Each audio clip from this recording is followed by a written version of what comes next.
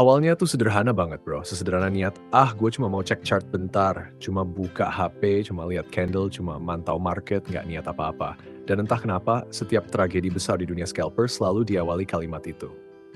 Gue cuma cek doang kok. Lu tahu kan kalimat itu? Kalimat paling bohong yang pernah diucapin scalper ke dirinya sendiri. Awalnya chart kelihatan cakep, struktur rapi, time frame kecil kelihatan nurut, terus otak lu mulai bisik-bisik, masuk dikit nggak apa-apa lah, receh juga, receh kata lu. Padahal receh itu racun paling halus di dunia trading. Masuk satu, loss dikit, santai, masih waras. Masuk dua, loss lagi, mulai duduk agak tegak. Masuk tiga, loss lagi. Kopi lu udah nggak diminum, cuma dipegang. Masuk 4, loss lagi. Lu mulai mikir ini market ngapain sih? Masuk 5, loss lagi. Lu nggak sadar, posisi badan lu makin condong ke layar. Masuk 6, loss lagi. Lu mulai buka history, bukan buat evaluasi, tapi buat nyari pembenaran. Masuk 7, loss lagi.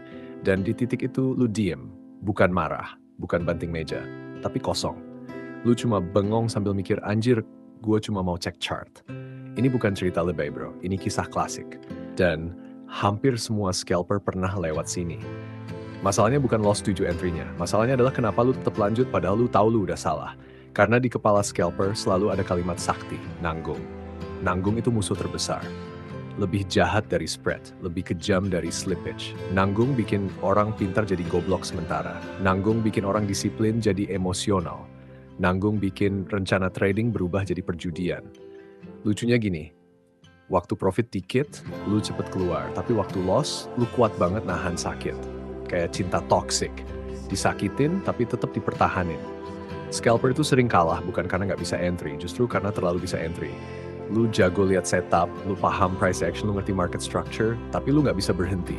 Dan nggak ada indikator di dunia yang bisa ngajarin lu berhenti. Market tuh nggak peduli lu capek, nggak peduli lu BTT, nggak peduli lu baru loss 6 kali. Market cuma jalan. Dan yang ngejar-ngejar candle itu, lu yang bikin nyesek bro. Di luar sana ada scalper yang hari itu nggak entry sama sekali, dan dia menang. Menang karena dia pulang tanpa luka. Sementara lu, pulang bawa cerita. Cerita pahit.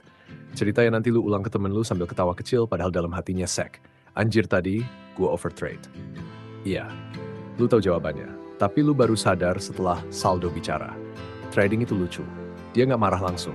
Dia kasih lu kesempatan berkali-kali sampai lu kebablasan. Makanya scalper paling sering kalah bukan di entry pertama, tapi di entry keempat, kelima, keenam saat logika udah di kursi belakang. Dan lucunya lagi, kalau lu berhenti di entry kedua, lu bakal bilang untung gue stop. Tapi karena lu lanjut, lu bilang anjir kok gue goblok ya. Padahal lu gak goblok.